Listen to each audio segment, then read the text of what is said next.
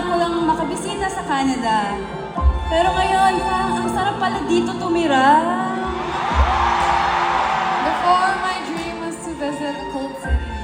But now that I'm here, yung yakap nila ng nais ko. Alam niyo, isa lang pangarap ko, guys. Pangarap ko magkaroon ng isang JR, Joanna Robles. Oh, dami kong pangarap noon. Ngayon, pangarap ko maging wife niya na.